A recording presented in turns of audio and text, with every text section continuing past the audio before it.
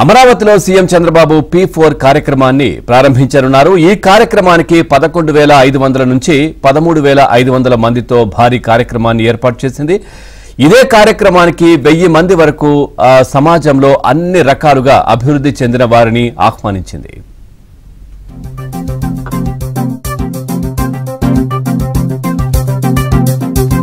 స్వతంత్రం వచ్చిన తొలినాళ్లలో ఉపాధి అవకాశాలు కల్పించేందుకు ప్రైవేటు రంగం నుంచి పెట్టుబడులు లేకపోవడంతో ప్రభుత్వమే ఆ బాధ్యత తీసుకుంది. పబ్లిక్ పార్ట్నర్షిప్ పేరుతో P2 విధానానికి శ్రీకారం చుట్టింది. అయితే మారుతున్న కాలానికి ఈ విధానంలో మార్పులు తప్పనిసరి అని భావించిన ప్రభుత్వం 90వ దశకంలో పివి నరసింహారావు ప్రధానిగా P3 విధానం అమలుకు మొగ్గు చూపింది.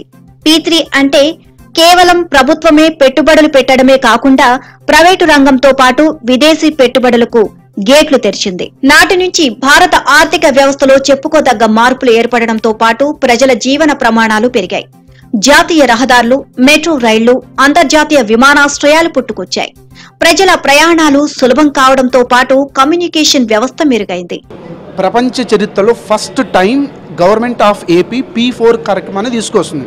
P4 అంటే పబ్లిక్ ప్రైవేట్ పీపుల్ పార్ట్నర్షిప్ అన్నట్టు. అంటే ప్రభుత్వము అభివృద్ధిలో పాల్గొంటుంది, ప్రైవేట్ వ్యక్తులు అంటే ప్రైవేట్ ఎంటర్ప్రైజెస్ పాల్గొంటాయి.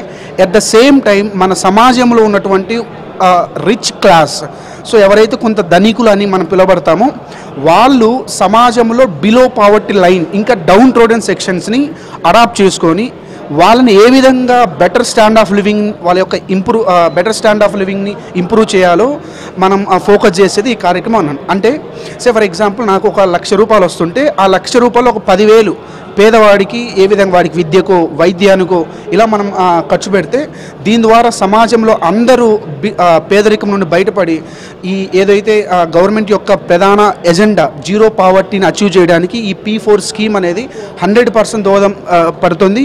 P3కి అడ్వాన్స్ రూపంగా P4 కాన్సెప్ట్ ను సీఎం చంద్రబాబు తెరపైకి తెచ్చారు. ప్రభుత్వ, ప్రైవేటు ప్రజల భాగస్వామ్యంతో నిరుపేదల జీవన విధానాన్ని మార్చే మంత్రదండంగా P4 ను తీర్చిదిద్దారు. సమాజంలో మొత్తంగా పేదవారికి కొద్దిపాటి సాయం చేయడం కంటే కొద్ది మందికి పెద్ద మొత్తంలో సాయం చేయడం ద్వారా అతి తక్కువ కాలంలో వారిని పైకి తేవచ్చు అని సీఎం ఆలోచనగా ఉంది. దీంతో ఈ ఆలోచనకు పదును పెట్టిన ఆయన గత కొన్ని నెలలుగా పేదరిక నిర్మూలనకు ప్రణాళికలను P4 రూపంలో సిద్ధం చేస్తున్నారు.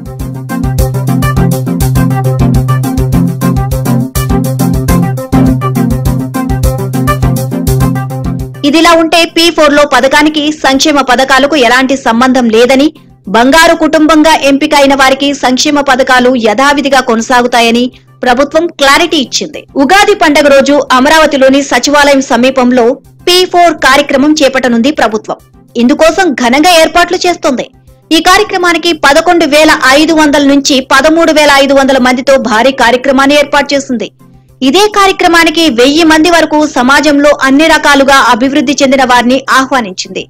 వారి ద్వారా ఇప్పటికే గుర్తించిన పేద కుటుంబాలకు సాయం అందించే ఏర్పాట్లు చేసింది. కేవలం ఒకసారి సాయం చేసి ఊరుకోకుండా వారి అభివృద్ధిని ఎప్పటికప్పుడు మానిటరింగ్ కూడా ఉండేలా కసరత్తు చేసింది.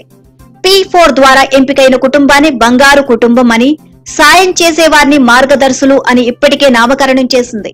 ఈ కార్యక్రమాన్ని దశల వారీగా కొనసాగించడం ద్వారా 50 లక్షల కుటుంబాలకు సాయం అందించి వారి ఆర్థిక స్థితిగతులను మెరుగుపరచవచ్చు.